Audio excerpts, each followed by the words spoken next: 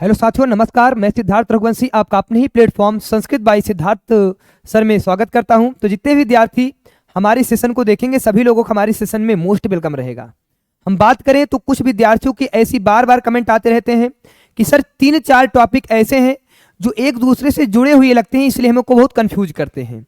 और वह टॉपिक आपका पठन से संबंधित हो जाता है, जो कि आपका पेपर 1 और पेपर 2 में भाषा 1, भाषा 2 और आपके अन्य पैडागॉजी में भी आता है, सीडीपी में भी आता है, और आपका मूल्यांकन से भी आ जाता है।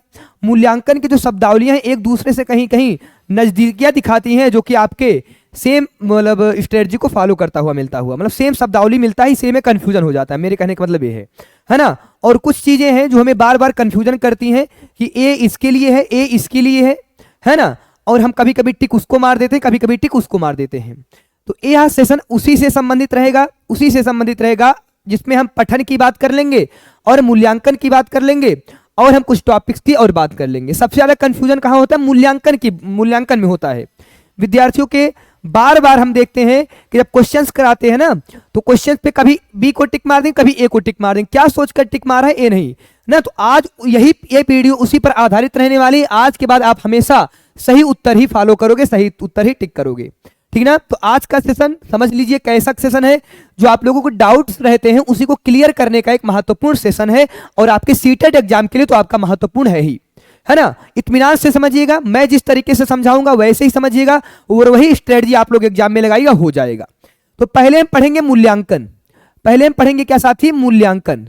इंग्लिश में क्या कहते हैं मूल्यांकन को? तो इंग्लिश में कहते हैं हम इवेल्युएशन। इंग्लिश में क्या कहते हैं साथी? इवेल्युएशन। क्या बोलेंगे? इवेल्युएशन बोलेंगे। पहली बात याद रखिएगा, जो हमारा मूल्यांकन होता है ये हमारा मूल्य का अंकन होता है। ये हमारा मूल्य का अंकन होता है, याद रखिएगा, मूल्य का अंकन। अर्थात आपका कितना मूल्य है, आपकी कितनी वैल्यू है स्कूल में, समाज में, उसी को एक अंक द्वारा रिप्रेजेंट किया जाता है, प्रदर्शित किया जाता है साथी। और याद रखिएगा, मूल्यांकन के प्रकार की बात कर लेंगे तो आपका 2 प्रकार का मूल्यांकन होता है। कितने प्रकार का? 2 प्रकार का मूल्यांकन होगा। एक होगा आपका औपचारिक मूल्यांकन, बोलोगे। एक होगा आपका औपचारिक मूल्यांकन, जिसे हम कहते हैं फॉर्मल इवेल्युएशन या फिर फॉर्मल असेसमेंट। क्या बोलेंगे साथी? Formal evaluation. सभी लोग बोलोगे फॉर्मल इवेल्युएशन बोलेंगे, फॉर्मल इवेल्युएशन बोलेंगे। दूसरा क्या होगा? हमारा इनफॉर्मल होगा। दूसरा हमारा कौन सा होगा साथी? तो दूसरा हमारा इनफॉर्मल इवेल्युएशन होगा, जिसे हम क्या बोलेंगे? जिसे हम बोलेंगे इनफॉर्मल को बोलेंगे अनौपचारिक मूल्यांकन। क्या बोलेंगे साथी? अनौपचारिक मूल्यांकन। अनौपचारिक मूल्यांकन। जैसे आपका जब स्कूल में आपका मूल्यांकन हो तो आपका औपचारिक में आएगा, लेकिन कभी कभी आप देखते हो हम चल रहे होते हैं रोड पे, और रोड पे जब हम चल रहे होते हैं तो हमें बुला लिया जाता है किसी के द्वारा और हमसे क्वेश्चन पूछ लिया जाता है, तो हमारा अनौपचारिक मूल्यांकन में आएगा। तो मूल्यांकन कितने प्रकार? 2, औपचारिक मूल्यांकन, अनौपचारिक मूल्यांकन। और अब इसके भी कई आपके पार्ट हो जाएंगे। आप लोगों ने नाम सुना होगा, मूल्यांकन के भी कई प्रकार होते हैं, कई सब टाइप्स होते हैं। जैसे आप लोग एक पढ़ते हो योगात्मक मूल्यांकन। योगात्मक मूल्यांकन, देखो नाम से स्पष्ट है, योगात्मक मूल्यांकन, जोड़ वाला मूल्यांकन ना। इसी को हम बोलेंगे समेकित मूल्यांकन, समझिएगा। योगात्मक मूल्यांकन को ही क्या बोलेंगे साथी? समेकित मूल्यांकन बोलेंगे। इसी को ही समावेशित मूल्यांकन भी बोल सकते हैं, है ना। इंग्लिश में क्या बोलेंगे? समेटिव इवेल्युएशन, है ना। समेकित मूल्यांकन, मूल्यांकन कह लो चाहे आकलन कह लो, है ना। मूल्यांकन तो क्या बोलेंगे? इसको समेटिव इवेल्युएशन बोलेंगे। क्या बोलेंगे साथी? तो याद रखिएगा समेटिव इवेल्युएशन। क्या बोलेंगे? समेटिव इवेल्युएशन बोलेंगे। एक हमारा और आता है जिसमें आप बहुत बार कंफ्यूजन होते हो, उसको क्या हम बोलते हैं? तो उसको हम बोलते हैं, अन्य नाम से अगर हम बात कर लें तो उसको बोला जाता है रचनात्मक मूल्यांकन। कौन सा? रचनात्मक मूल्यांकन, है ना। या फिर रचनात्मक मूल्यांकन को ही हम निर्माणात्मक मूल्यांकन बोलते हैं। कौन सा? निर्माणात्मक मूल्यांकन बोलते हैं, निर्माणात्मक मूल्यांकन बोलते हैं। हर विषय से हम जोड़ के पढ़ाएंगे, ठीक है ना। निर्माणात्मक मूल्यांकन बोलते हैं, या फिर इसी को हम रूपात्मक मूल्यांकन भी कहते हैं। 3 नाम है इसके, रचनात्मक मूल्यांकन, निर्माणात्मक मूल्यांकन और आपका रूपात्मक मूल्यांकन, जिसे हम क्या कहते हैं इंग्लिश में? तो जिसे हम इंग्लिश में कहते हैं फॉर्मेटिव इवेल्युएशन। जिसे इंग्लिश में क्या कहते हैं भैया? फॉर्मेटिव इवेल्युएशन बोलोगे, फॉर्मेटिव इवेल्युएशन बोल दोगे इसे, फॉर्मेटिव इवेल्युएशन इसे आप बोल दोगे। और आप लोग और भी पढ़ते हुए, ये तो आपका दो तो अत्यंत इंपॉर्टेंट है, दो तो आपका अत्यंत इंपॉर्टेंट है, इसको आपको समझना है। और भी आपका इंपॉर्टेंट हो जाता है। और अगर हम बात कर लें तीसरे की बात कर लें, हम अगर तीसरे की बात कर लें, किसकी भैया, तीसरे की अगर हम बात कर लें तो तीसरा होता है हमारा ना आपका शिक्षण में मूल्यांकन, है ना, जिसको हम कहते हैं शिक्षण में मूल्यांकन या फिर कह लें शिक्षण में आकलन ना। कभी कभी आपको शिक्षण में आकलन मिलेगा या फिर हम कह लें इसको अधिगम में आकलन, चाहे आप कह लो शिक्षण में आकलन या फिर कह लो आप अधिगम में आकलन, समझिएगा, शिक्षण में आकलन कह लो चाहे आप अधिगम में आकलन कह लो ना। इसको क्या बोलेंगे हम, इसको बोलेंगे असेसमेंट इन लर्निंग। इसको क्या बोलेंगे, असेसमेंट इन लर्निंग। याद रखिए असेसमेंट इन लर्निंग इसको हम बोलते हैं, असेसमेंट इन लर्निंग इसको हम बोलते हैं। इसके बाद चौथे नंबर का क्या आएगा, तो चौथे नंबर पे हमारा जो आएगा साथी, तो चौथे नंबर पे आएगा हमारा शिक्षण रूपे मूल्यांकन, जिसको हम क्या कहते हैं, शिक्षण के रूप में मूल्यांकन ना, शिक्षण के रूप में आकलन या फिर मूल्यांकन। शिक्षण के रूप में आकलन लिख देते हैं, शिक्षण के रूप में आकलन लिख देते हैं, है ना। रूप का होता है एज, तो इसको इंग्लिश में क्या बोलेंगे, असेसमेंट एज लर्निंग। क्या होता है भैया, असेसमेंट एज लर्निंग बोलोगे, असेसमेंट एज लर्निंग बोलेंगे। असेसमेंट एज लर्निंग का मतलब शिक्षण के रूप में मूल्यांकन, शिक्षण के रूप में मूल्यांकन। और एक बात याद रखिएगा, अब आपका यही आपका संस्कृत में भी आ सकता है, यही आपका संस्कृत में आ सकता है। तो संस्कृत में पता है क्या कहते हैं, शिक्षण रूपे मूल्यांकन। शिक्षण रूपे, रूपे मीन्स क्या होगा, रूप में, शिक्षण रूपे मूल्यांकनम या फिर शिक्षण रूपे आकलनम। अभी मैं आपको अच्छे तरीके से मैं बता दूंगा, अच्छे तरीके से, अभी आप समझिए इसको केवल। और शिक्षण में आकलन या फिर अधिगम में आकलन, इनकी जब बात करें तो इसको हम क्या बोलते हैं, अधिगमे आकलनम। क्या बोलेंगे, अधिगमे बोलोगे, अधिगमे, अधिगमे आकलनम। क्या बोलेंगे भैया, अधिगमे आकलनम, इसको बोल देंगे, अधिगमे आकलनम बोल देंगे। या फिर इसी को ही हम बोल सकते हैं शिक्षणे, क्या भैया, शिक्षणे आकलनम। क्या होता है, शिक्षणे आकलनम होता है, शिक्षणे आकलनम होता है ना। ये आपके चार हैं, और भी आपके होते हैं, जैसे आप लोगों ने नाम सुना होगा सतत एवं व्यापक मूल्यांकन। आप लोगों ने नाम सुना होगा सतत एवं व्यापक मूल्यांकन ना, सतत एवं व्यापक मूल्यांकन, जिसको आप क्या बोलते हो, CCE, जो कि CBSE द्वारा 2009 में जारी किया गया था। सतत एवं व्यापक मूल्यांकन की क्या होगी इंग्लिश, तो सतत मीन्स होता है लगातार ना, और लगातार मतलब हो जाएगा कॉन्टिन्यूअस ना, कॉन्टिन्यूअस। और एवं का मतलब हो जाएगा एंड, एवं का मतलब हो जाएगा एंड, तो कॉन्टिन्यूअस एंड। व्यापक मीन्स होता है चहुमुखी ना, मतलब समग्र, तो इसका मतलब हो जाएगा कॉम्प्रेहेंसिव। क्या हो जाएगा, व्यापक का मतलब क्या हो जाएगा साथी, तो व्यापक का मतलब हो जाएगा कॉम्प्रेहेंसिव, बोलोगे कॉम्प्रेहेंसिव हो जाएगा। और मूल्यांकन का मतलब क्या हो जाएगा साथी, तो मूल्यांकन का मतलब हमारा इवैल्यूएशन हो जाएगा। क्या हो जाएगा, इवैल्यूएशन हो जाएगा। आई होप आप लोग समझ रहे होंगे। तो ये हमारा क्या है, जब हम बच्चों का लगातार पूरे साल भर वो भी व्यापक रूप से मूल्यांकन करते हैं, तो हमारा ये कहलाता है कॉन्टिन्यूअस एंड कॉम्प्रिहेंसिव इवैल्यूएशन। अब हम एक एक करके पढ़ेंगे, अब हम इसको एक एक करके पढ़ेंगे साथी। एक एक करके पढ़ने का मतलब आपका, हम पहले पढ़ेंगे योगात्मक, जिसको हम समेकित मूल्यांकन कहते हैं, जिसको हम समेटिव इवैल्यूएशन कहते हैं। अब देखिए, जो आपका योगात्मक आकलन होता है या फिर जो आपका समेकित आकलन होता है, इसको याद करिएगा, ये आपका अधिगम का आकलन होता है। ये आपका क्या होता है, अधिगम का आकलन ना, का वाली बात यही है आपका, अधिगम का आकलन होता है ना, जिसको हम इंग्लिश में क्या कहते हैं, असेसमेंट ऑफ लर्निंग। क्या बोलेंगे, असेसमेंट किसका लर्निंग किया जाता है, किसका असेसमेंट किया जाता है, लर्निंग का। इसको हम क्या बोलेंगे, असेसमेंट ऑफ लर्निंग बोलेंगे, असेसमेंट ऑफ लर्निंग बोलेंगे। और यही है आपका अधिगम का आकलन। और अधिगम का आकलन क्या हो जाएगा, तो आप कहोगे अधिगमस्य आकलनम, बोलो अधिगमस्य आकलनम, अधिगमस्य आकलनम, अधिगमस्य आकलनम, अधिगमस्य आकलनम न। और याद रखिएगा, ये आपका योगात्मक समेकित मूल्यांकन कब किया जाता है, जैसे आप लोग देख रहे हो, आपका योग अधिगम का आकलन है, असेसमेंट ऑफ लर्निंग है। संस्कृत में क्या बोलेंगे, ये हमारा होता है अधिगमस्य आकलन। आपका जो योगात्मक आकलन होता है साल के अंत में किया जाता है। चलिए अभी हम इसको बाद में पढ़ेंगे। रचनात्मक को, निर्माणात्मक को, रूपात्मक को एक ही नाम है, इसको हम मूल्यांकन, रचनात्मक मूल्यांकन कहिए, चाहे चाहे निर्माणात्मक मूल्यांकन कहिए, चाहे आप रूपात्मक मूल्यांकन कहिए।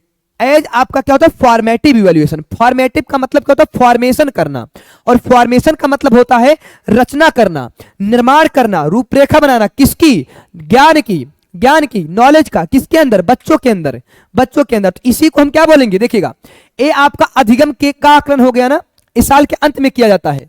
और याद रखिएगा, ये आपका फॉर है, फॉर्मेटिव, और फॉर्मेटिव से आपका बना है फॉर्म, फॉर निकला है ना, फॉर से बना है फॉर्मेटिव, और फॉर मीन्स होता है के लिए, फॉर मीन्स होता है के लिए। तो ये आपका क्या हो जाएगा, ये आपका हो जाएगा अधिगमे, नहीं, अधिगम के लिए आकलन। क्या हो जाएगा, अधिगम के लिए आकलन। बोलोगे ये क्या हो जाएगा साथी, तो आप कहोगे ये हमारा हो जाएगा अधिगम के लिए आकलन।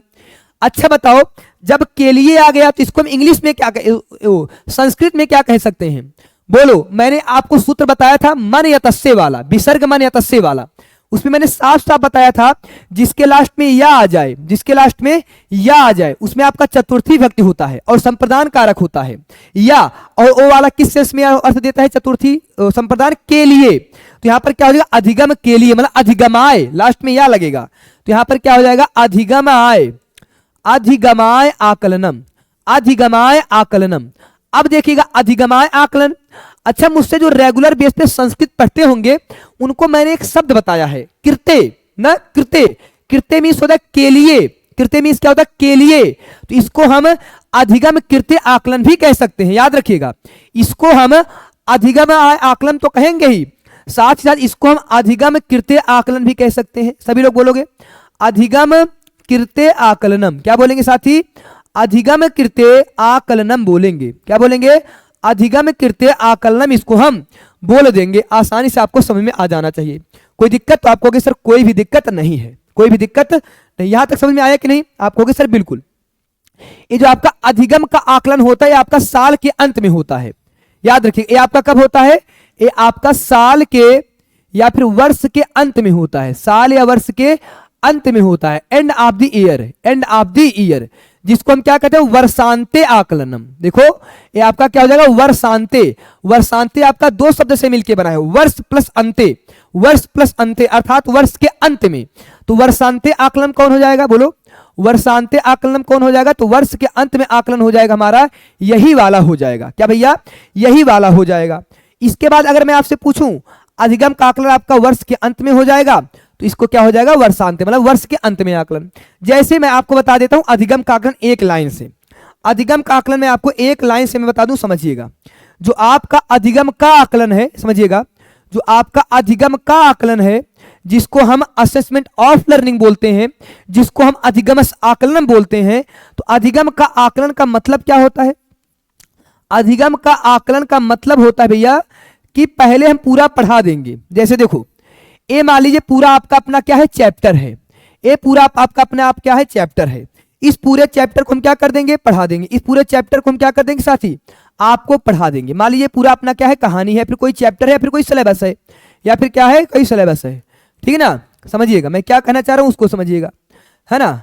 अब देखिए ये पूरा अपने आप में क्या हो गया, ये अपने आप में पूरा सिलेबस हो गया ना, ये अपने आप में क्या हो गया, पूरा सिलेबस हो गया।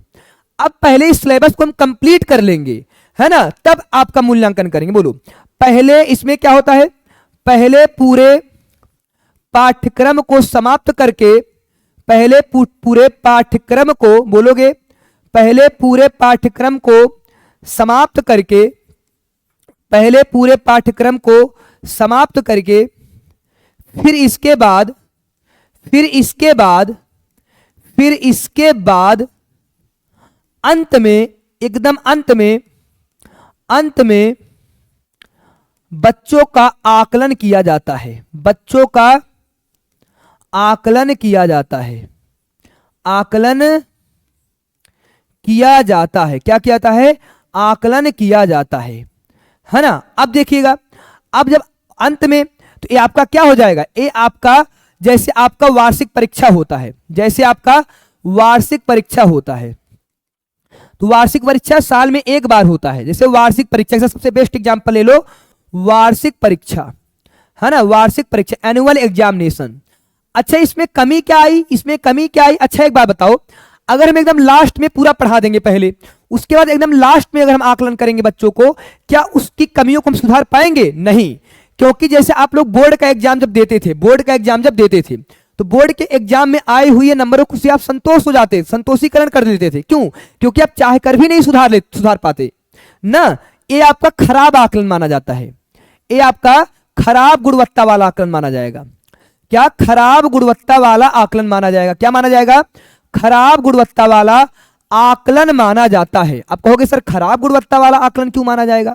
तो खराब गुणवत्ता वाला आकलन इसीलिए माना जाता है साथी, क्योंकि खराब गुणवत्ता वाला आकलन इसीलिए माना जाता है क्योंकि इसमें आई कमियों को सुधारने का मौका नहीं मिलता। इसमें आई कमियों को क्या करने का? सुधारने का। इसमें आई कमियों को सुधारने का मौका, बोलोगे, सुधारने का मौका नहीं मिलता है, सुधारने का मौका नहीं मिलता है। इसको भी आपको ध्यान में रखना है ना, क्योंकि लास्ट में हो रहा है तो आप कमियों को कहां सुधार पाओगे? नहीं सुधार सकते। ये आपका खराब गुणवत्ता वाला आकलन है। और ये ध्यान दीजिएगा, अगर ये आपका नकारात्मक शब्द के रूप में भी काम करता है, अर्थात इसे हम नकारात्मक आकलन भी कहते हैं, नकारात्मक आकलन भी कहते हैं ना। जैसे मैं पूरा सीटेट में, समझिए मेरी बात को, अगर जैसे आपका मान लीजिए अक्टूबर में या सितंबर में आपका नोटिफिकेशन आया ना, और मैं तभी से ही थ्योरी पढ़ाते चलूं और एकदम लास्ट में आपका आकलन करूं, तो आपका क्या होगा? अधिगम का आकलन। लेकिन मैं आपको थ्योरी भी पढ़ाऊं और आपका प्रैक्टिस भी करवा लूं, आपने कितना सीखा इसको भी मैं जान लूं, तो वो आपका क्या होता है? तो हमारा हो जाता है लगातार पढ़ाते रहो, प्रैक्टिस कराते रहो, सीखते रहो और कितना सीखा इसको भी जानते रहो, वो हमारा रचनात्मक में आ जाएगा। लेकिन पूरा पढ़ा लो एकदम, फिर आप टेस्ट लो बच्चों का, तो हमारा अधिगम का आकलन आता है, जिसको हम योगात्मक, योग मतलब क्या होगा? जोड़ के, मतलब पूरा पहले पढ़ा लो, तब आप लास्ट में आप क्या करो? आकलन करो। तो इसे हम क्या बोलते हैं? योगात्मक आकलन, या फिर उसको हम बोलते हैं समेकित मूल्यांकन, या फिर हम उसे बोलते हैं समेटिव इवेल्युएशन बोलते हैं। ठीक है ना? तो आई होप आपको यहां तक समझ में आई होंगी चीजें ना।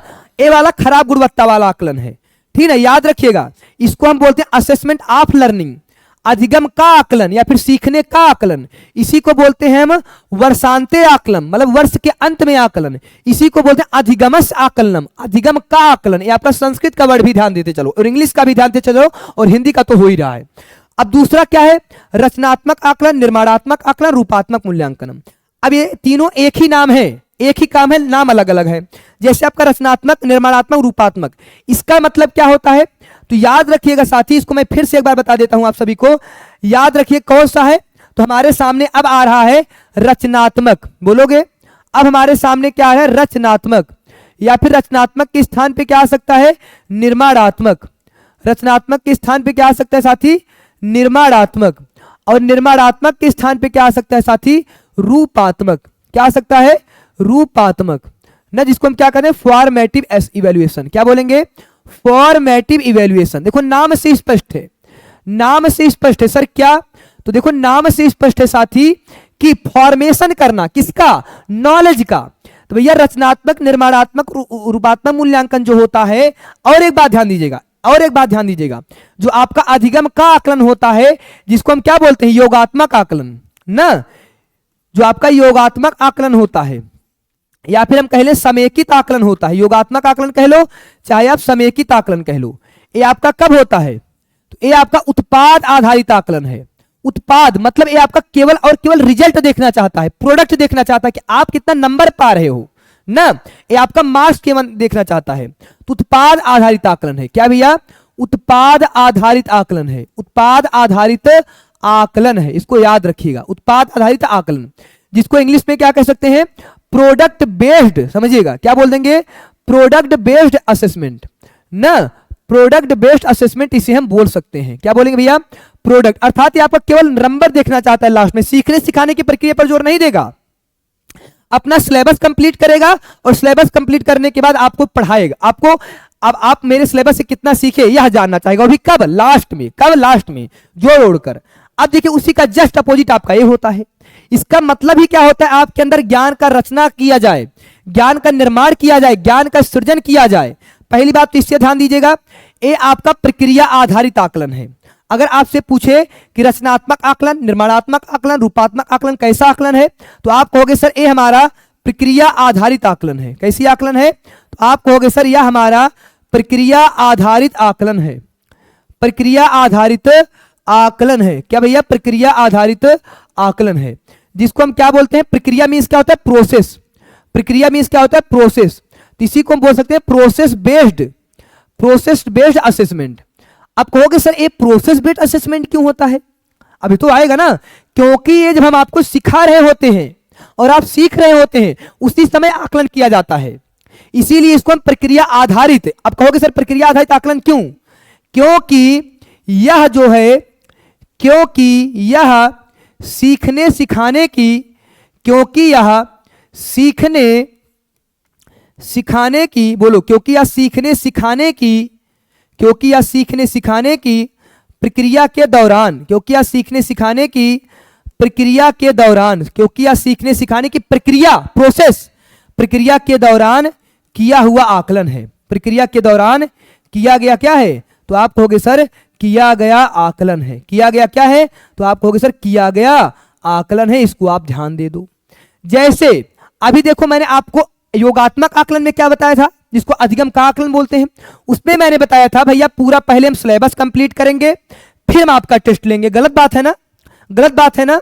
हाँ, देखो अब ये क्या कहेगा? ये कहेगा रचनात्मक मूल्य आकलन जो होता है, इसको इसको समझिए।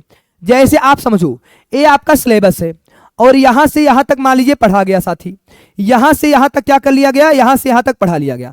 अब यहां से यहां तक पढ़ा, अब यहां पर क्या हो जाएगा? अब यहां पर आपका ले लिया गया टेस्ट, अब यहां पर ले लिया गया टेस्ट, फिर आगे बढ़ा गया, फिर आगे बढ़ा गया, बोलो, फिर आगे बढ़ा गया, फिर आगे बढ़ा गया, फिर आगे बढ़ा गया, फिर आगे बढ़ा गया, फिर आगे बढ़ा गया, फिर आगे बढ़ा गया, फिर आगे बढ़ा गया। तो यहां पर फिर ले गया टेस्ट, फिर आगे बढ़ा गया, फिर यहां पर टेस्ट। मतलब यह जो है कैसा आकलन है? सीखने सिखाने की प्रक्रिया के दौरान किया गया आकलन है। इससे बेनिफिट क्या होता है? इससे बेनिफिट क्या होगा कि जैसे अगर हम सिखा रहे होते हैं और आप सीख रहे होते हो और हमने मान लीजिए यहां से यहां तक पढ़ाया, अब आप कितना जान पाए, जैसे मान लीजिए, समझिए, यह आपके, समझिएगा, यह आपके परीक्षा के बोझ को भी कम करता है। यह आपके परीक्षा के बोझ को भी कम करता है। क्यों? क्योंकि अगर हमने आपको यहां तक पढ़ाया और मैंने टेस्ट ले लिया और आपका टेस्ट लिया, तो आपका अगर कहीं पर गलती कर दे रहे हो, उसको मैं फिर से बता दे रहा हूं, नहीं ऐसे। मैं यहां पर तात्कालिक प्रतिपुष्टि दिया जाता है, और तात्कालिक प्रतिपुष्टि अगर हम दे देंगे, तुरंत फीडबैक दे देंगे, तो बच्चे सुधर जाएंगे, तुरंत उनकी गलतियां सुधर जाएंगी, स्थायी अधिगम में हो जाएगा। न यह आपके परीक्षा के बोझ को क्या करता है? बताओ, हल्का करेगा ना? हाँ, यह आपके परीक्षा के बोझ को क्या करेगा? हल्का करेगा। क्योंकि हमारी कोशिश यही रहती है कि जैसे मैं सिखाता रहूं और जैसे आप सीखते रहे और वैसे ही आपका आकलन किया जाए और उसी समय आपको 100% सिखा दिया जाए। तो यह आपके परीक्षा के बोझ को क्या करता है? हल्का करता है या फिर कम करता है? बोलो, हल्का करता है या फिर आपके परीक्षा के बोझ को कम करता है? इसको भी आपको ध्यान देना है। बोलो, या आपके परीक्षा के बोझ को हल्का करता है या फिर आपके कम करता है? और ये क्या होगा? ये लास्ट में हो रहा है, या लास्ट में हो रहा है, तो यह आपका परीक्षा के बोझ को क्या करेगा? बोलो, योगात्मक आकलन जो होता है परीक्षा के बोझ को बढ़ाता है। योगात्मक आकलन जो होता है साथी, ये आपके किसके बोझ को? तो योगात्मक आकलन आपके परीक्षा के बोझ को, बोलो, योगात्मक आकलन आपके परीक्षा के बोझ को बढ़ाता है। सभी लोग बोलोगे, परीक्षा के बोझ को क्या करेगा साथी? तो परीक्षा के बोझ को बढ़ाएगा, क्योंकि इसका उद्देश्य ही होता है, पहले हम सिलेबस कंप्लीट करेंगे, हम टेस्ट नहीं लेंगे बीच में, लास्ट में एकदम टेस्ट लेंगे। लेकिन इसका मतलब क्या होता है कि भैया मैं सिखाता रहूं और आप सीखते रहें और 100% सीखते रहें। इसका उद्देश्य ही क्या है? इसका उद्देश्य ही क्या है? इसका उद्देश्य है सिखाना। इसका उद्देश्य क्या है? सिखा देना, ऐसा लिख लो। इसका उद्देश्य क्या है साथी? तो इसका उद्देश्य क्या है? सिखा ले जाना या फिर सिखा देना ना। और याद रखिएगा, ये आपके परीक्षा के बोझ को हल्का या फिर कम आता है। याद रखिएगा, ये आपका मौलिक, देखिएगा, ये आपका कैसा आकलन माना जाएगा? मौलिक आकलन माना जाएगा। ये आपका मौलिक आकलन माना जाएगा। क्या भैया? मौलिक आकलन माना जाएगा। नए तरीके से आकलन किया जाता है ना। आई होप आपको यहां पर तो याद रखिएगा, ये आपका कैसा आकलन है? प्रक्रिया आधारित आकलन। क्यों? क्योंकि सीखने सिखाने की प्रक्रिया के दौरान यह होता है ना। और इसको तो मैंने कई नाम बता ही दिए हैं, चाहे आप कह लो अधिगमाय आकलनम, अधिगम के लिए आकलन, चाहे आप कह लो अधिगम कृत्य आकलनम, अधिगम के लिए आकलन, कृत्य में इसके लिए होता है ना। नाम से स्पष्ट है, एक बार सोचो, नाम से स्पष्ट है। देखो मैं पीछे चलता हूं, मैं यहां पर आपको पीछे ले चलता हूं। अभी मैंने बताया जो आपका रचनात्मक आकलन होता है वो आपका अधिगम कृत्य होता है, और कृत्य में होता है के लिए, या फिर आप कह लो अधिगमाय आकलनम, अधिगम के लिए, दोनों का मतलब एक ही है। अब देखो नाम से स्पष्ट है, हमें ऐसे नहीं पढ़ाना है, हमें परीक्षा में पास होने के लिए नहीं पढ़ाना है, बल्कि सिखाने के लिए पढ़ाना है। सोचो एक बार, खुद एक बार थोड़ा सा माइंड लगाओ, ये क्या होगा? इसका उद्देश्य अधिगम के लिए आकलन। हम आकलन क्यों कर रहे हैं? हम आपके आकलन क्यों कर रहे हैं? जिससे हम आपको सिखा ले जाएं। इसको हम क्या बोलेंगे? अधिगम के लिए आकलन। क्या बोलेंगे साथी? अधिगम के लिए आकलन बोलेंगे। यहां पर हट गया क्या? हाँ चलो, क्या हो जाएगा साथी? यहां पर अधिगम के लिए आकलन हो जाएगा। क्या हो जाएगा? अधिगम के लिए आकलन हो जाएगा। इसका उद्देश्य होता है हमें सिखा ले जाना। और ये वाला जो होता है, ये होता है अधिगम का आकलन। देखो अधिगम का आकलन मतलब आप कितना सीखे वही, उसी का मैं टेस्ट लूंगा, अब उसमें सुधार नहीं करूंगा। तो याद रखिएगा, इसमें जो होता है सुधार की गुंजाइश नहीं होती है, इसीलिए खराब आकलन माना जाएगा। ठीक है ना। जो आपका कौन सा, तो जो आपका अधिगम का आकलन होता है, ये आपका सुधार की गुंजाइश नहीं होती। याद रखिएगा, इसको भी नोट डाउन कर लो। अधिगम के आकलन में सुधार की संभावना नहीं के बराबर होती है, या फिर मैं लिख देता हूं सुधार की संभावना नहीं होती है। बोलो, सुधार की संभावना नहीं के होती है, सुधार की संभावना नहीं होती है। इसको भी आपको ध्यान में रखना है, सुधार की संभावना नहीं होती है। और इसमें जो होता है, इसमें सुधार की संभावना पूरी पूरी होती है। इसमें क्या होगा साथी? इसमें आपके सुधार की संभावना, इसमें आपके सुधार की संभावना पूरी पूरी होती है। सुधार की संभावना क्या होगी? तो सुधार की संभावना पूरी पूरी होती है ना, क्योंकि ये सीखने सिखाने की प्रक्रिया के दौरान है। अब देखिए, अब हम कौन सा पढ़ेंगे? अब हम पढ़ेंगे शिक्षण में आकलन। शिक्षण में आकलन उतना इंपॉर्टेंट नहीं है, लेकिन याद रखिएगा जो आपका एनसीईआरटी बेस्ड होता है, एनसीईआरटी बुक्स अगर आप पढ़ते होंगे तो आपको मालूम होगा कि वहां पर क्या होता है कि खुद करके सीखें ना। आपको थोड़ा सा टॉपिक पढ़ाया गया, उसके बाद आपको एक बॉक्स में दे दिया गया खुद करके सीखें, तो आपका शिक्षण में आकलन होता है। क्या होता है? शिक्षण में आकलन होता है। इसको हम पीयर बेस्ड भी कह सकते हैं। और जो आपका शिक्षण के रूप में आकलन है, जिसको हम असेसमेंट एज लर्निंग बोलते हैं। क्या बोलते हैं? Assessment as learning. तो ये क्या होता है? ये हमारा शिक्षण के रूप में आकलन होता है। और अगर हम संस्कृत में बोलेंगे तो संस्कृत पे से हम शिक्षण रूपे आकलन बोलेंगे। तीन नाम है, हिंदी में शिक्षण के रूप में आकलन, assessment as learning in English, और आपका शिक्षण रूपे आकलन है आपको संस्कृत की बात करेगी। किसकी बात करेगी साथी? संस्कृत की बात करेगी। अब यहां पर आपको ध्यान देना है, अब आपको यहां पर ध्यान देना है। याद रखो, देखो शिक्षण के रूप में एज है ना, एज, ये आपका क्या होता है? सेल्फ असेसमेंट होता है। ये आपका मैं यहां पर लिख दे रहा हूं, दूसरी जगह मैं लिख दे रहा हूं, ठीक है ना। यहां पर मैं दूसरी जगह शिक्षण के रूप में आकलन ना, इसकी बात कर रहा है ना। चलो, शिक्षण के रूप में आकलन, हेडिंग डालोगे सभी लोग, शिक्षण के रूप में आकलन।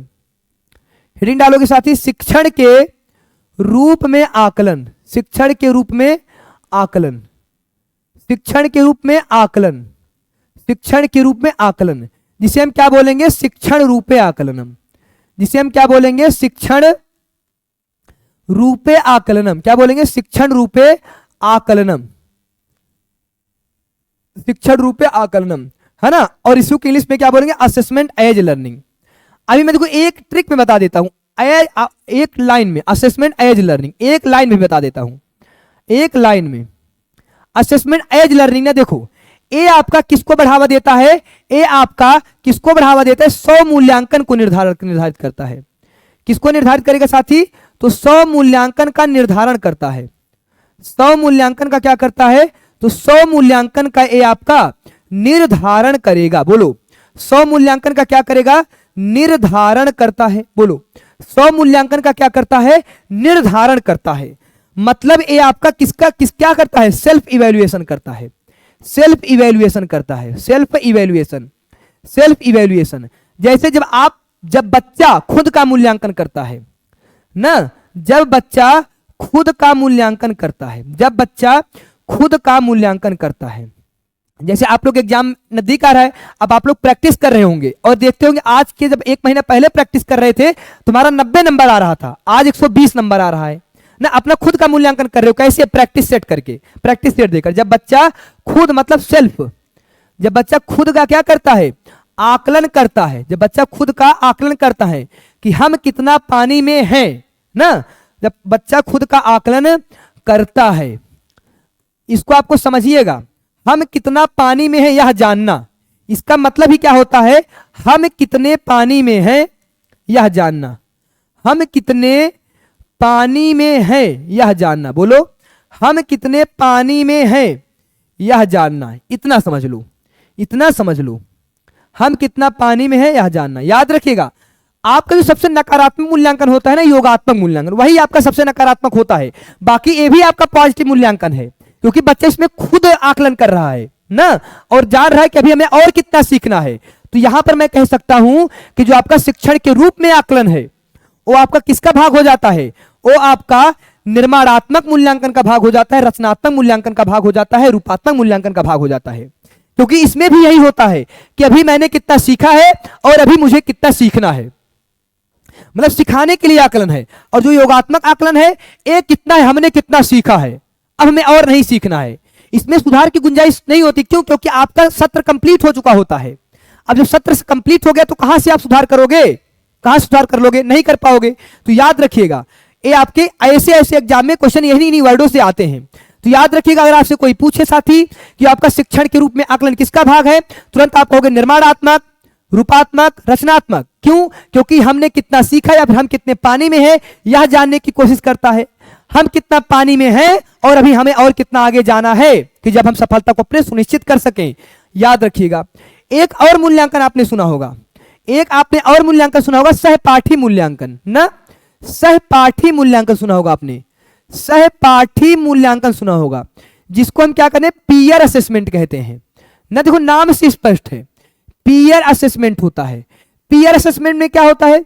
तो पीयर असेसमेंट में सहपाठी, जब एक सहपाठी, एक दोस्त दूसरे अपने दोस्त का मूल्यांकन करता है, दूसरा दोस्त अपने पहले दोस्त का। याद रखिएगा, याद रखना, जब एक सहपाठी दूसरे सहपाठी का मूल्यांकन करता है, जब एक सहपाठी दूसरे सहपाठी का, नाम से स्पष्ट है ना, नाम से स्पष्ट है, जब एक सहपाठी दूसरे सहपाठी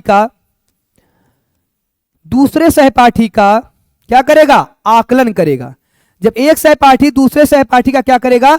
आकलन करेगा, आकलन करेगा। और दूसरा सहपाठी बोलो, और दूसरा सहपाठी पहले सहपाठी का, दूसरा सहपाठी पहले सहपाठी का। तो ये हमारा क्या होता है? तो ये हमारा सहपाठी मूल्यांकन होता है। जैसे समझो, यहां पर एक आप लोग डायग्राम से समझो। मान लीजिए यहां पर है मोहन, मान लीजिए यहां पर है मोहन और यहां पर है सोहन, यहां पर है सोहन। अब बीच में एक वर्ग काम करेगा, आकलन। बीच में क्या काम करेगा? आकलन। यहां पर बीच में क्या काम करेगा? आकलन। बीच में क्या काम करेगा? आकलन। अब देखिएगा, अब आकलन का मतलब यहां पर है, जब आपका मोहन जो है इनका कर ले और ए इनका कर ले, इस तरीके से, मतलब इनका मोहन सोहन का कर ले आकलन और सोहन मोहन का कर ले, मोहन सोहन का कर ले, सोहन मोहन का कर ले। तो यहां पर यही होता है सहपाठी आकलन, जिसे हम क्या बोलते हैं? पीयर असेसमेंट बोलते हैं। क्या बोलते हैं साथी? पीयर असेसमेंट बोलते हैं। एक बार बताइएगा, समझ में आया? बिल्कुल समझ में आया होगा। अब देखिएगा, अब हम कौन सा पढ़ेंगे? मोस्ट इंपॉर्टेंट कौन सा पढ़ेंगे साथी? सतत एवं व्यापक मूल्यांकन, जिसको हम क्या बोलते हैं? Continuous and comprehensive evaluation. ये भी आपका इंपॉर्टेंट है। पहली बात तो ये याद रखिएगा, ये आपका किसका भाग है? निर्माणात्मक मूल्यांकन का ही भाग है। क्योंकि एक बात बताओ, निर्माणात्मक मूल्यांकन, जिसको हम रचनात्मक मूल्यांकन कहते हैं, जिसको हम रूपात्मक मूल्यांकन कहते हैं, वो आपका क्या होता है? वो आपका लगातार होता है ना। हाँ, तो देखो ये भी आपका लगातार हो रहा है, लगातार भी चहुमुखी पक्ष का आकलन करेगा। तो अगर आपसे क्वेश्चन पूछे सतत एवं व्यापक मूल्यांकन किसका भाग है, तो आप कहोगे सर निर्माणात्मक, रचनात्मक या फिर रूपात्मक मूल्यांकन का भाग है। पहली बात याद रखिएगा, नोट, इसको कब लाया गया ना, इसको कब लाया गया? तो याद रखिएगा CCE को मतलब कॉन्टिन्यूअस एंड कॉम्प्रिहेंसिव इवैल्यूएशन को सीबीएसई द्वारा, किसके द्वारा? सीबीएसई द्वारा। लिखोगे यहां पर कॉन्टिन्यूअस एंड कॉम्प्रिहेंसिव इवैल्यूएशन को सीबीएसई द्वारा, मतलब central board of secondary education के द्वारा 2009 में लाया गया। कब लाया गया साथी? के द्वारा हमें 2009 में लाया गया। सीबीएसई के द्वारा कब लाया गया? 2009 में लाया गया। इसको आपको ध्यान में रखना है। कब लाया गया? 2009 में लाया गया। आगे चलते हैं। अब हम यही पढ़ेंगे सतत एवं व्यापक मूल्यांकन, है ना। सतत एवं व्यापक मूल्यांकन को हम पढ़ते हैं। एक बार सभी लोग रेडी हो क्या? एक बार सभी लोग बताओगे, हेडिंग डालेंगे सभी लोग, सतत एवं व्यापक मूल्यांकन, है ना। इसी से ही आपके सारे मूल्यांकन जुड़े होते हैं। सतत एवं व्यापक मूल्यांकन, क्वेश्चन भी आप कर लेना। सतत एवं व्यापक मूल्यांकन इंग्लिश में क्या बोलेंगे? तो इंग्लिश में हम इसे बोलेंगे साथी कॉन्टिन्यूअस। बोलो इंग्लिश में क्या बोलेंगे? Continuous and comprehensive evaluation. Continuous and comprehensive evaluation, इसको आपको याद रखना है। कॉन्टिन्यूअस एंड कॉम्प्रेहेंसिव इवैल्यूएशन, इसको आपको याद रखना है। देखो नाम से स्पष्ट है, नाम से स्पष्ट है सतत एवं व्यापक मूल्यांकन। देखो नाम से सारी चीज क्लियर है। सतत एवं व्यापक मूल्यांकन, बोलो सतत एवं व्यापक मूल्यांकन कह लो, चाहे आप सतत एवं व्यापक आकलन कह लो, सतत एवं व्यापक आकलन कह लो, या फिर सतत एवं व्यापक मूल्यांकन कह लो, ठीक ना। अब देखो सतत मीन्स क्या होगा? लगातार ना। सतत मीन्स होगा लगातार, लगातार या निरंतर। लगातार या निरंतर, क्या लगातार करना है? अरे भैया लगातार या निरंतर मूल्यांकन करना है। किसका? बच्चों का। और व्यापक मीन्स क्या हो जाएगा? तो व्यापक मीन्स कह लो समग्र कह लो ना, या फिर आप चहुमुखी कह लो। मतलब व्यापक मीन्स कह लो समग्र कह लो, या फिर आप चहुमुखी कह लो। तो याद रखिएगा जब बच्चों का किसी एक पक्ष को ध्यान में ना रखकर हम बच्चों का निरंतर रूप से, लगातार रूप से, कंटिन्यूसली फॉर्म में बच्चों का हम समग्र मूल्यांकन करते हैं, चौमुखी मूल्यांकन करते हैं, वही हमारा सतत एवं व्यापक मूल्यांकन कहलाएगा। अब याद रखिए आपका समग्र या चौमुखी मतलब, देखो आपका क्वेश्चन बना है एग्जाम में कि सतत एवं व्यापक मूल्यांकन में सतत का मतलब क्या है? तो निरंतर लगातार करते रहो जब तक सीख ना जाए, है ना। तो याद रखिए ये आपका किसका भाग है? तो आप तुरंत कहोगे सर यह हमारा रचनात्मक मूल्यांकन का भाग है। कहो रचनात्मक मूल्यांकन का भाग है। बोलो यस, रचनात्मक मूल्यांकन का भाग है।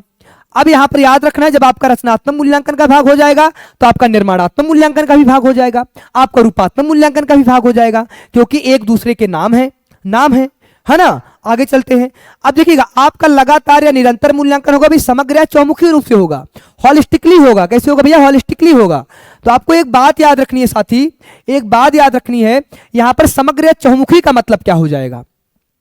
तो समग्र या चौमुखी का मतलब यहां पर आपका शैक्षिक मूल्यांकन, है ना, शैक्षिक मूल्यांकन या संज्ञानात्मक मूल्यांकन। बोलो शैक्षिक मूल्यांकन या फिर हम कह लें संज्ञानात्मक मूल्यांकन। और इसी को हम क्या कह सकते हैं? सह शैक्षिक मूल्यांकन। इसी को हम क्या कह सकते हैं? सह शैक्षिक मूल्यांकन। याद रखो भी मैं एक एक चीज बता दूंगा। या फिर इसी को क्या बोलते हैं? सह संज्ञानात्मक, संज्ञानात्मक मूल्यांकन, संज्ञानात्मक मूल्यांकन, संज्ञानात्मक मूल्यांकन। एक बात और मैं आपको बता दूं क्लियर, एक बात मैं और आपको बता दूं, इसी को हम क्या बोलते हैं? बोलो इसी को हम बोलते हैं स्क्वालिस्टिक्स ना। इसी को हम क्या बोलते हैं? स्क्वालिस्टिक इवैल्यूएशन ना। स्क्वालिस्टिक मतलब आपका जो शिक्षा से जुड़ा है, जो आपके संज्ञान से जुड़ा है, इवैल्यूएशन। और इसका मतलब पता क्या है? इसका मतलब सह शैक्षिक, मतलब आप पढ़ने के अलावा और क्या काम कर रहे हो। आपका संज्ञान का विकास तो है, इसके बाद आपका सामाजिक विकास है क्या, इसको भी चेक करता है लगातार। आपके अंदर नैतिक विकास है क्या, आपके अंदर बौद्धिक विकास है क्या, संज्ञानात्मक विकास है क्या, तो देखता है। इसके बाद आपके अंदर मानसिक विकास है क्या, सामाजिक भी, इन सब चीजों को देखता है। तो आपको इसको इंग्लिश में क्या बोलेंगे? को स्क्वालिस्टिक्स, को स्क्वालिस्टिक इवैल्यूएशन। बोलो को मीन्स होता है साथ साथ, अर्थात शैक्षिक मूल्यांकन के साथ साथ जो हम और मूल्यांकन करते हैं वही हमारा शैक्षिक मूल्यांकन में आ जाएगा। तो को स्क्वालिस्टिक इवैल्यूएशन। अब याद रखिएगा, अब मैं आपको और बता दूं, आपका जो शैक्षिक मूल्यांकन होगा ये याद रखिएगा संज्ञानात्मक, ये हमारा औपचारिक मूल्यांकन में आता है। ये हमारा औपचारिक का भाग है। किसका भाग है? तो याद रखिएगा साथी ये हमारा औपचारिक का भाग है ना, पार्ट ऑफ फॉर्मल। और ये वाला जो है ये हमारा अनौपचारिक का भाग है। ये हमारा किसका भाग है? सह संज्ञानात्मक, ये हमारा अनौपचारिक का भाग है, अनौपचारिक का भाग। अनौपचारिक का भाग मतलब part of informal, part of informal. Clear? Okay, चलिए आगे चलते हैं।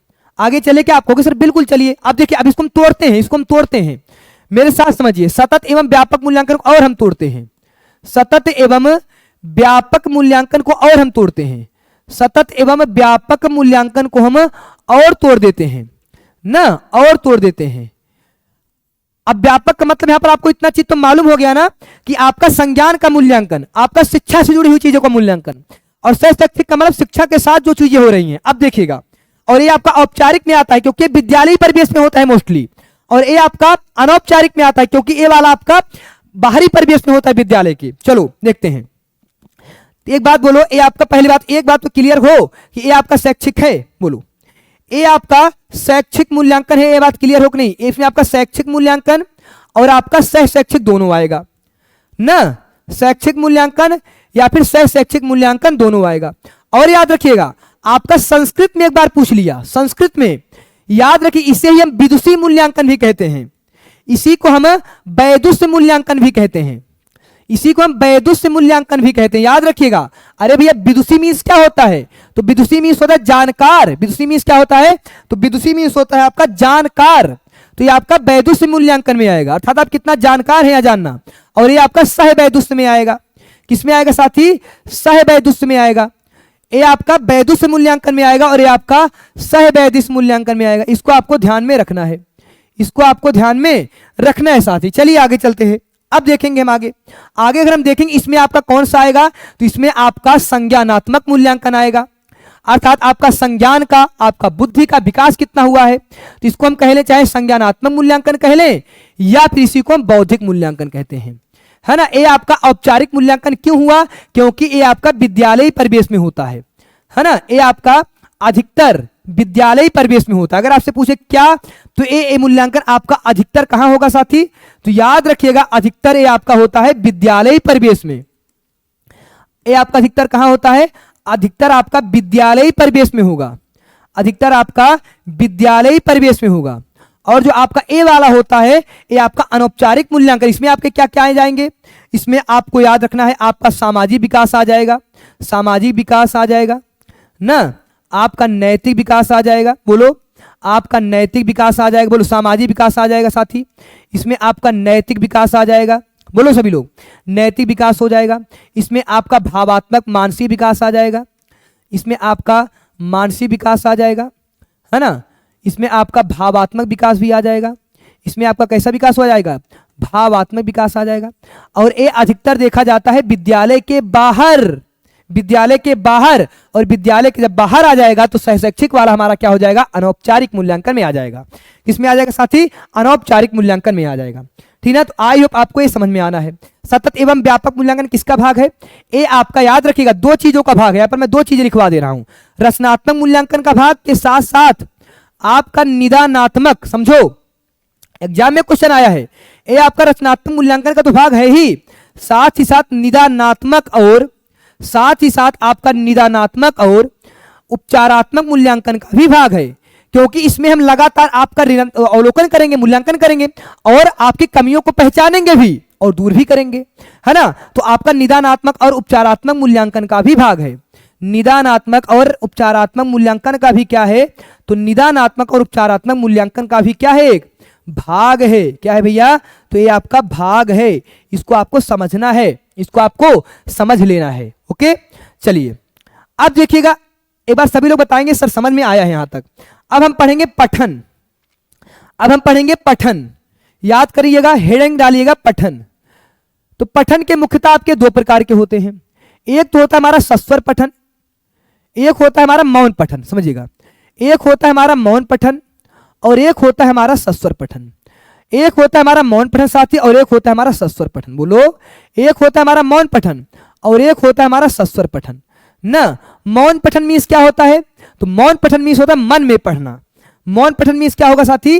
तो मौन पठन मीन्स होता है मन में पढ़ना। देखो मौन मीन्स मन में, तो मौन पठन कब किया जाता है? तो ये आपका मन में पढ़ने से संबंधित है, मन में पढ़ने से संबंधित है। और सस्वर पठन आपका सा स्वर मतलब स्वर सहित पढ़ने से संबंधित है ना, सस्वर पठन मतलब क्या हो जाएगा, स्वर सहित पढ़ने से संबंधित, अर्थात बोल बोल कर पढ़ना, बोल बोल कर पढ़ना ना। तो ये आपका क्या हो जाएगा, स्वर सहित पढ़ने से संबंधित, बोलोगे स्वर सहित पढ़ने से आपका संबंधित हो जाएगा, ठीक है ना। अब याद रखिएगा। अच्छा बताओ, मौन पठन जो होता है ये आपका कब पढ़ा जाता है, इसका उद्देश्य क्या होता है, मौन पठन आप कब करते हो। तो मौन पठन जो होता है ना, ये आपका होता है अर्थ प्राप्ति करते हुए पढ़ना। एक इसका उद्देश्य क्या होता है, अर्थ ग्रहण करते हुए पढ़ना, या फिर मैं लिख दूं अर्थ की प्राप्ति करते हुए पढ़ना। बोलो, अर्थ की प्राप्ति करते हुए पढ़ना, अर्थ की प्राप्ति करते हुए क्या करना, अर्थ की प्राप्ति करते हुए आपको यहां पर पढ़ना है, अर्थ की प्राप्ति करते हुए यहां पर पढ़ना है। यहां पर जरूरी नहीं है कि अर्थ का। और ये बात ध्यान दीजिएगा, मौन पठन किसके लिए उपयोगी है, मौन पठन किसके लिए उपयोगी है। अच्छा एक बात बताओ, मौन पठन सीनियर के लिए जरूरी होगा कि जूनियर के लिए, एक बार खुद बताओ। तो हम आपसे कहेंगे यह आपका सीनियर के लिए जरूरी है, ये आपका सीनियर के लिए जरूरी है, अर्थात तो वरिष्ठ के लिए जरूरी है, वरिष्ठ व्यक्तियों के लिए जरूरी है। अभी मैं बताता हूं कैसे, अभी मैं बताता हूं। सीनियर वरिष्ठ व्यक्तियों के लिए ये आपका जरूरी है, अभी मैं बताता हूं, आपको समझिएगा। मैं हर चीजों के पीछे क्यों का रीजन दूंगा, उपयोगी है फिर जरूरी। और जो ए वाला होता है, ए वाला, तो ए वाला किसके लिए जरूरी साथी, तो ए वाला आपका जरूरी है जूनियर के लिए। ए वाला किसके लिए जरूरी है, तो याद रखिएगा ए आपका जूनियर के लिए जरूरी है। जूनियर मतलब कनिष्ठ, है ना, छोटे लोगों के लिए, है ना। तो कनिष्ठ लोगों के लिए जरूरी है, जूनियर लोगों के लिए। अभी मैं बताता हूं क्यों। अच्छा एक बात बताओ, अगर आप लोग पढ़ने का ट्राई कर रहे हो, आप लोग पढ़ने का ट्राई कर रहे हो, सोचो अगर आप लोग पढ़ने की ट्राई कर रहे हो, तो जैसे आप लोग छोटा बच्चा देखो, जैसे आप लोग बचपन में आप लोग याद होगा आपको, जब मम्मी बगल बैठी रहती थी, मम्मी बगल में बैठी रहती थी और आप क्या करते थे, उसको पढ़ते थे, तो मन में आप पढ़ रहे हो। और कितने साल की आपकी उम्र है, 3 साल की, 4 साल की उम्र है। तो आपको मम्मी से पीछे से मार दी, आपने पूछा मम्मी आपने क्यों मारा मुझे, तो आपने कहा, मम्मी बोली कि आप पढ़ नहीं रहे हो। तो आप बोलोगे क्या, आप बोलोगे सर मम्मी मैं मन में पढ़ रहा हूं। क्या बात आपकी मानेंगी मम्मी, मम्मी तो ये बोल देंगी कि अरे कौन सा आप अभी पढ़ना सीख लिए, अभी तो आप का खा वर्णमाला सीख रहे हो ना, अभी आप कौन सा जो मन में कब पढ़ा जाता है, जब आदमी मैच्योर हो जाता है। लेकिन अभी तो आप क्या कर रहे हो, अभी तो आप पढ़ना सीख रहे हो, जब पढ़ना सीख जाओगे तब मन में पढ़ा जाता है। अभी आप पढ़ना सीख रहे हो, तो पढ़ना सीखने के लिए पढ़ने की प्रैक्टिस करनी होगी, बोलना होगा आपको पढ़ने के लिए, तो आपका स्वर सहित हो जाएगा। तो याद रखिएगा, स्वर सहित पढ़ना, बोल बोल कर पढ़ना, ये आपका छोटे बच्चों के लिए जरूरी होता है, क्योंकि अभी वो स्टार्टिंग फेज में है और स्टार्टिंग फेज में सीखने के लिए उसे बोलना तो होगा। लेकिन जो आपका दूसरा है मन में पढ़ना, इसका उद्देश्य क्या होता है, इसका उद्देश्य होता है अर्थ की प्राप्ति के लिए पढ़ना, अर्थ की प्राप्ति के लिए पढ़ना। और याद रखिएगा ये आपका सीनियर के लिए, क्योंकि वह बच्चा, वह व्यक्ति अब अर्थ अब मन में पढ़ सकता है। क्यों, क्योंकि वह मैच्योर हो चुका है, उसे वर्णमाला की प्राप्ति हो चुकी है ना। तो याद रखिएगा, आप अभी छोटे हो, पढ़ना सीख रहे हो, तो मन में ना पढ़ो, बोल बोल कर पढ़ो। और अगर जब बड़े हो जाओगे तो मन में पढ़ लेना, तो क्या पढ़ना तब सीख चुके होंगे। ओके, चलिए अब देखिएगा, अब हम आपको और कुछ बताते हैं, और कुछ हम आपको बताते हैं, कुछ शब्द आपको बताते हैं ना। मैं आपको कुछ शब्द बताता हूं। देखो, आपने नाम सुना होगा गहन पठन का ना, आपने नाम सुना होगा गहन पठन का, गहन पठन ना। गहन पठन मतलब गहनता से पढ़ना, सीरियस होकर पढ़ना, एक एक शब्दों को पढ़ना। और इसी को ही, अच्छा गहन पठन, इसी को क्या बोलते हैं, आंतरिक पठन। इसी को क्या बोलते हैं साथी, आंतरिक पठन, इसी को बोलते हैं आंतरिक पठन। और इसी को हम क्या बोलते हैं, इसी को हम बोलते हैं भैया क्रम बीक्षणम, इसी को क्या बोलते हैं, क्रम बीक्षणम। याद रख, इतने ही शब्द से आता है आपका, इतने ही शब्द से आता है। और इंग्लिश में क्या बोलेंगे, स्कैनिंग, इंग्लिश में क्या बोलेंगे, स्कैनिंग। अब देखिएगा, एक एक शब्दों को मैं बता दूंगा, कभी नहीं गलत होगा आपका यहां से प्रश्न, है ना, कहीं कभी भी नहीं गलत होगा, बहुत कंफ्यूजन होता है आपको ना। ये देखो, अच्छा बताओ, अगर आप कोई चीज समझो, मान लीजिए आपके सामने एक है चैप्टर, मान लीजिए आपके सामने क्या है, एक चैप्टर है। हाँ सर, अब यहां से चैप्टर से यहां तक है, मेरी बात समझिएगा। अब ये चैप्टर जो है यहां से यहां तक है, अब ये चैप्टर जो है ये आपका यहां से यहां तक है, बोलोगे। अब ये चैप्टर जो है आपका यहां से यहां तक है, अब ये चैप्टर जो है आपका यहां से यहां तक है, अब ये चैप्टर जो है आपका यहां से यहां तक है, बोलो। अब ये चैप्टर जो है आपका यहां से यहां तक है। तो आप देखो, जब एक एक शब्दों को पढ़ोगे, ऐसे ऐसे एक एक शब्दों को पढ़ोगे, एक एक शब्दों को, तो हमारा गहन पठन हो जाएगा। क्योंकि गहन पठन किसमें आता है? सीरियस रीडिंग में आता है। सीरियस रीडिंग में आता है। किसमें आता है? सीरियस रीडिंग में आता है। इसे क्या बोलते हैं? Intensive reading. Intensive, intensive means होता आंतरिक, आंतरिक ना, तो हमारा किसमें आएगा? इंटेंसिव रीडिंग में। अगर आपसे पूछा जाए आंतरिक पठन किसमें आता है, तो ये आपका आ जाएगा आंतरिक पठन, आपका आ जाएगा इंटेंसिव। अरे आपने सुना होगा दो पार्ट होते हैं बॉडी के, एक होता है इंट्रिंसिक, एक होता है एक्सट्रिंसिक, है ना, अर्थात अंदर वाला जो होता है उसे हम इंट्रिंसिक बोलते हैं और बाहर वाला हम बोलते हैं एक्सट्रिंसिक ना, तो ये हमारा इंटेंसिव है। अब देखो गहन पठन में सीरियस रीडिंग, एक एक शब्दों को पढ़े हो, एक एक शब्दों को, हमारा गहन पठन अंदर घुस के पढ़ रहे हो ना, याद रखिएगा शब्द अंदर घुस करके पढ़ना, अंदर घुस करके पढ़ना, इसीलिए इसे हम क्या बोल दिया? इसीलिए हम बोल दिया अंदर घुसकर पढ़ना, इसे हम आंतरिक पठन। अब क्रम विषणम आपका दो शब्द से मिलकर बना है, याद रखना भैया, क्रम विषणम आपका दो शब्द से मिलकर बना है, एक आपका क्रम और दूसरा हमारा विषणम। क्रम विषणम आपका कितने शब्दों से मिलकर बना है? दो, एक हमारा क्रम और एक हमारा विषणम, अर्थात इसका मतलब ही क्या हो जाएगा? क्रम को देखना। क्रम विषण मतलब हो जाएगा क्रम को देखना। क्रम को क्या करना भैया? क्रम को भीषण करना, अर्थात क्रम को देखना, क्रम को देखना। अर्थात जब आप एक भी क्रम मिस नहीं करते हो, एक एक क्रम, ए ऐसे हम क्रम मिस करें, ऐसे पढ़ेंगे। देखो क्रम मिस होता है क्रम और भीषण मिस देखना, अर्थात एक एक क्रम को जब देखते हो, एक भी क्रम मिस नहीं करते हो, तो हमारा किसमें आएगा? क्रम भीषण में आएगा। स्कैनिंग क्या होता है? अच्छा बताओ, आप लोग 14 दिसंबर को सीटेट का एग्जाम देने जाओगे और एग्जाम हॉल में घुसने से पहले आपका क्या किया जाएगा? तो एग्जाम हॉल में घुसने से पहले आपका किया जाएगा स्कैन। क्यों? क्योंकि अपने अपने जेब के अंदर, आपने अपने जेब के अंदर कोई ऐसी इंस्ट्रूमेंट तो नहीं रखे हो कि आपको एग्जाम में हेल्प करे, अर्थात आपको नकल कराए, नहीं। तो स्कैनिंग मीन्स होता है आंतरिक पठन। तो याद रखिएगा गहन पठन, आंतरिक पठन, क्रम विषणम और आपका स्कैनिंग, ये आपका क्या होता है? ए होता है, ये होता है आपका, है ना। आपको समझ में आया होगा। देखिए गहन पठन मीन्स होता है गहनता से पठन, सीरियस होकर पढ़ना, एक एक शब्दों को पढ़ना, मतलब एक भी शब्दों को मिस ना करना। इसको मैं और अच्छे से बता देता हूं। पढ़ते हुए हर शब्द को, पढ़ते हुए हर शब्द को, पढ़ते हुए हर शब्द को देखते हुए पढ़ना। पढ़ते हुए हर शब्द को क्या करता हुए पढ़ना? तो देखते हुए पढ़ना, अर्थात एक भी शब्द को मिस ना करना, एक भी शब्द को मिस ना करना, ठीक है ना। चलो अब देखिएगा आंतरिक पठन में आप अंदर घुस के पढ़ते हो, एक एक अंदर घुस के पढ़ते हो। क्रम भी जब एक एक क्रम को देखते हो, मतलब एक भी क्रम नहीं मिस करते हो। स्कैनिंग, है ना। इसको हम और क्या कह सकते हैं? इसको हम कह सकते हैं पढ़ते समय एक भी शब्द को, एक भी शब्द या क्रम को, एक भी शब्द या क्रम को, बोलो, एक भी शब्द या क्रम को, एक भी शब्द या क्रम को ना मिस करना, ना छोड़ना, अर्थात हर शब्द को पढ़ते जाना, तभी तो गहनता से होगा, है ना। अब इसके बाद एक और आपका आता है, चलिए एक और आता है आपका, चलो एक और आता है आपका, देखिए क्या आता है सर, समझो। एक होता है हमारा विहंगम दृष्टिपाता, संस्कृत वाला वर्ड। एक आपका होता है विहंगम दृष्टिपाता। क्या होता है भैया? विहंगम दृष्टिपाता, विहंगम दृष्टिपाता, है ना। इसी को हम कहते हैं बाह्य पठन, इसी को कहते हैं बाह्य पठन। आप जब बाह्य पठन करोगे तो ऊपर ऊपर से पढ़ोगे, अर्थात ऊपरी पठन कहते हैं। इसी को हम कहते हैं विस्तृत, ऊपरी, हाँ, इसी को हम पढ़ेंगे सतही पठन, मतलब जब सतह पे आप पढ़ के चले जाते हो, सतही पठन, सतही, बोलो। इसे हम विहंगम दृष्टिपात बोलेंगे, बाह्य पठन बोलेंगे, ऊपरी पठन बोलेंगे, सतही पठन बोलेंगे। बाह्य पठन का मतलब क्या होता है? तो बाह्य पठन का मतलब होता है भैया एक्सटेंसिव रीडिंग। क्या बोलेंगे? एक्सटेंसिव रीडिंग, एक्सटेंसिव रीडिंग ना। और ध्यान दीजिएगा, इसको हम बोलते हैं स्किमिंग, इसको इंग्लिश में और क्या बोलेंगे? स्किमिंग बोलेंगे, स्किमिंग।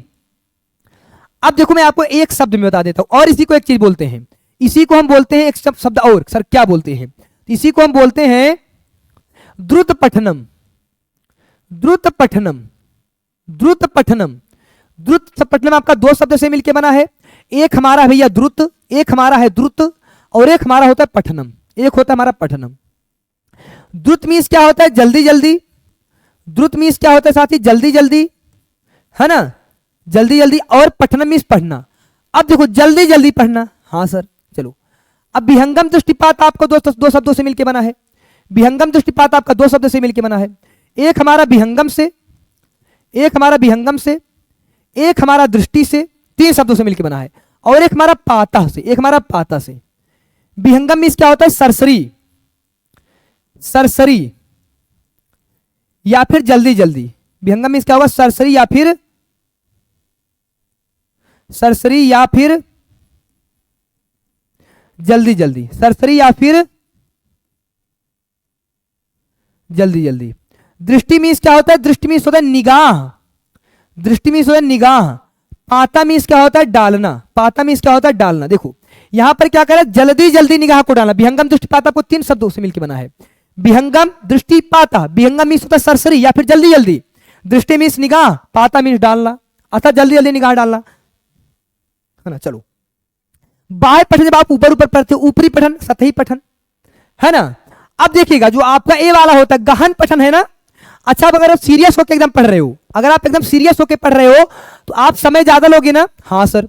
तो याद रखिएगा अंदर घुस के जब पढ़ते हो, एक एक शब्दों को पढ़ते हो, मतलब एक भी क्रम मिस नहीं करोगे, एक भी क्रम भी मिस नहीं करोगे, एक भी शब्द को मिस नहीं करोगे। अर्थात आप समय क्या लोगे? ज्यादा लोगे और पढ़ोगे कम। अर्थात यहां पर क्या होता है? ये आपका ज्यादा समय में कम पढ़ना ना, क्योंकि सीरियस होकर पढ़ रहे हो। अगर मैं ज्यादा समय में क्या होना? ज्यादा समय में कम पढ़ना होता है। और ये आपका क्या है? बोलो, ये आपका क्या है साथी? तो ये आपका है विहंगम दृष्टिपात, अर्थात सरसरी निगाह से, जल्दी जल्दी। अब आप अगर आप जल्दी जल्दी पढ़ोगे आपका क्या होगा? समय कम लोगे ना, समय कम लोगे कि नहीं? हाँ सर। तो कम समय में क्या पढ़ लोगे? ज्यादा पढ़ लोगे, कम समय में ज्यादा पढ़ लोगे, है ना, क्योंकि आप ऊपर ऊपर से पढ़ रहे हो। जैसे जैसे मान लीजिए ये आपका क्या है? एक चैप्टर है। ये आपका क्या है साथी? ये आपका एक चैप्टर है। ये आपका क्या है? एक चैप्टर है। अब आप ऐसे कूद कूद पढ़ रहे हो, यहां से यहां तक पढ़ा, फिर इसके बाद यहां से यहां तक पढ़ा, फिर इसके बाद यहां से यहां तक। इसका हम अगर मजाकिया लहजे में बताना चाहूं, अगर इसको मैं मजाकिया लहजे में बताना चाहूं, इसका मतलब ही क्या होता है? कूद कूद कर पढ़ना। क्या भैया? इसका मतलब क्या होता है? कूद कूद कर पढ़ना, शब्दों के बीच में कूद कूद कर, मतलब कभी यहां कभी वहां, कभी यहां कभी वहां वाली हालात, ठीक है ना। इसी को बोलते हैं बाह्य पठन, इसी को बोलते हैं ऊपरी पठन, इसी को बोलते हैं सतही। सतही मतलब ऊपर ऊपर से पढ़ना, है ना। और ये आपका ज्यादा पढ़ा जाता है, याद रखना। और ये आपका किसमें आता है? इसी में आपको मैं सारी चीजें बता दूंगा। जैसे आप देखो, अब देखिए इसके एग्जाम्पल क्या होंगे। जैसे जैसे जैसे आपका एग्जाम्पल क्या होगा इसका, समझिएगा, क्लियर।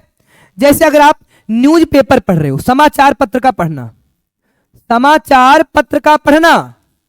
अच्छा बताओ, अगर आप समाचार पत्र पढ़ोगे, समाचार पत्र पढ़ोगे, बोलो एक बार मेरे साथ, अगर आप समाचार पत्र पढ़ोगे तो समाचार पत्र आप क्या पूरा पढ़ते हो? क्या नहीं सर, ऊपर ऊपर पढ़ते हैं, बल्कि पूरा समाचार पत्र ही, पूरा न्यूज पेपर ही 20-25 पेज का 10 मिनट में हमने पूरा पढ़ डाला, 10 मिनट में हमने पूरा पढ़ डाला।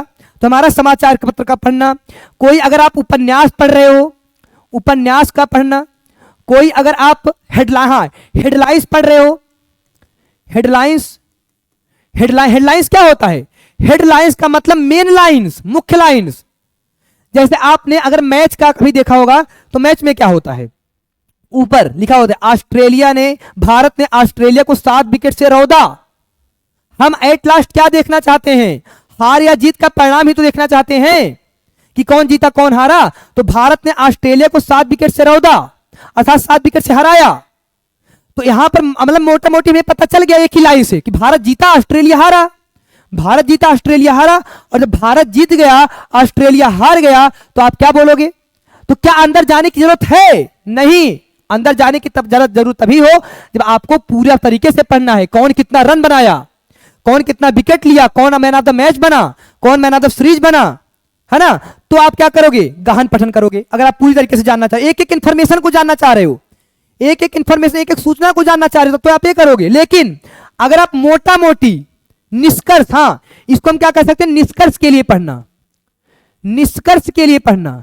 निष्कर्ष मीन्स निचोड़ ना, निचोड़। जैसे मैंने आपको एक कहानी सुना दी और मैं आपसे पूछूं कि भैया इस कहानी से आपको सीख क्या मिलती है, तो आप कहोगे सर हमें लालच नहीं करनी चाहिए, लालच बुरी बला है। तो ये निष्कर्ष हुआ, यही आपका क्या हो गया? बाह्य पठन। निष्कर्ष या सारांश के लिए पढ़ना, निष्कर्ष या सारांश के लिए पढ़ना, और एक बात याद रखिएगा, एक बात मोस्ट इंपॉर्टेंट। अच्छा एक बात बताओ, अगर जिस चीज को आपको पढ़ने में आएगा मजा, जिस चीज को आपको पढ़ने में आएगा मजा, क्या आप उसे कैसे पढ़ोगे? क्या आप उसको आप ज्यादा समय लोगे क्या? जिस चीज में आता है मजा वो हम कम समय में कर लेते हैं।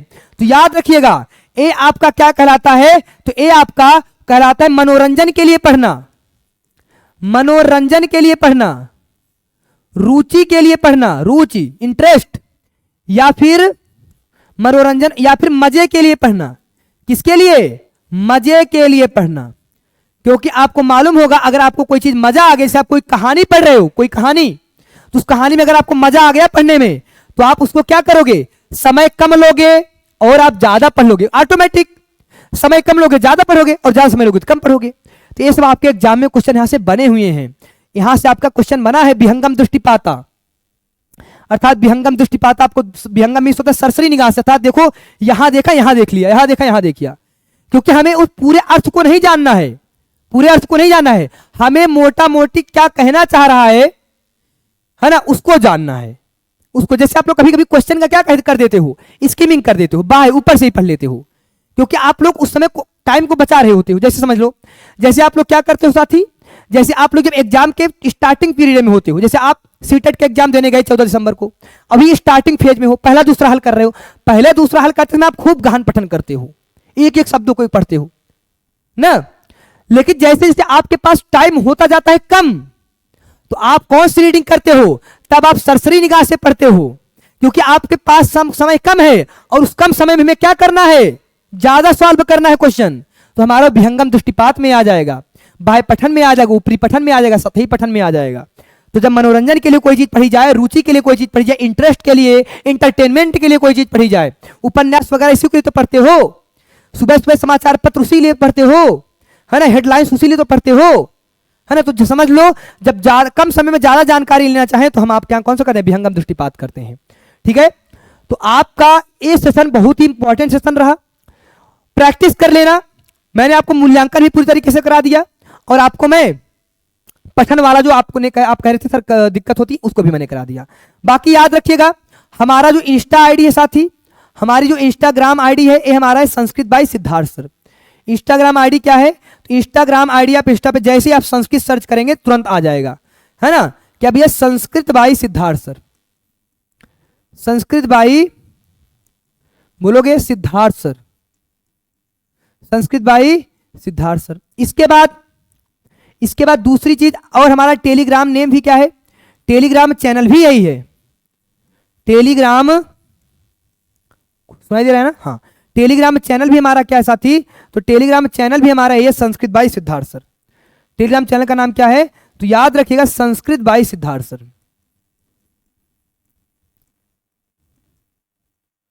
Sanskrit by Siddharth sir. YouTube channel का नाम भी क्या है? बोलो, यूट्यूब चैनल।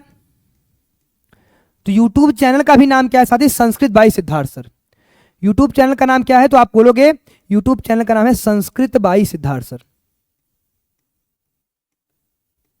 बोलो, Sanskrit by Siddharth sir. Okay, चलो, है ना। बाकी आपका हेल्पलाइन नंबर क्या है? इस पर अगर आपको कोई भी दिक्कत हो, हेल्पलाइन नंबर, ये आपका क्या हेल्पलाइन नंबर भैया? 92 35 22 12 12। इस पर आप कॉल कर लेना, वो व्हाट्सअप कर लेना। क्या कर लेना? व्हाट्सअप, इस पर आप व्हाट्सअप कर लेना, ठीक है ना। व्हाट्सअप नंबर है, ओके, है ना। बाकी इसकी पीडीएफ तुरंत आपको कहां दे दी जाएगी? टेलीग्राम चैनल पर दे दी जाएगी, टेलीग्राम चैनल पर दे दी जाएगी, ठीक ना। केवल आप लोग प्रैक्टिस कर लेना। इसको पढ़ने के बाद आप क्या कर लेना साथी? प्रैक्टिस कर लेना। गजब का किया गया, देख रहे हो ना, ऐसे ऐसे आपको पढ़ाया गया है, इस तरीके से, है ना। सरल शब्दों में पढ़ाया गया है। अगर मैं कठिन शब्दों में पढ़ाना चाहता तो काफी लेट हो जाता, तो यही क्लास में 3 से 4 घंटे भी ले सकता था, लेकिन मैंने शॉर्ट ड्यूरेशन की क्लास बनानी चाहिए, इसलिए मुझे थोड़ा सा टाइम लग गया। कितना? तो भी हमारा कितना टाइम लग गया? 1 घंटे 4 मिनट हो गया, है ना। होप समझ आया होगा। जितने नए विद्यार्थी जुड़ेंगे, ईमानदारी से इस चैनल को शेयर करेंगे। संस्कृत बाय सिद्धार्थ सर को, आपको किसी भी सब्जेक्ट की प्रॉब्लम हो मैसेज कर दीजिएगा। आपको उस देखो सब्जेक्ट रिलेटेड प्रॉब्लम हो वो भी मैसेज कर दीजिएगा, कंटेंट रिलेटेड प्रॉब्लम हो वो भी मैसेज कर दीजिएगा, और आपको टॉपिक रिलेटेड प्रॉब्लम हो तो आप वो भी मैसेज कर दीजिए इस नंबर पर। ठीक है, मिलेंगे नए सेशन में, तब तक के लिए थैंक यू। क्लास लेके प्रैक्टिस कर लेना, इस पर आधारित क्वेश्चन सारे बन जाएंगे। मिलेंगे, थैंक यू।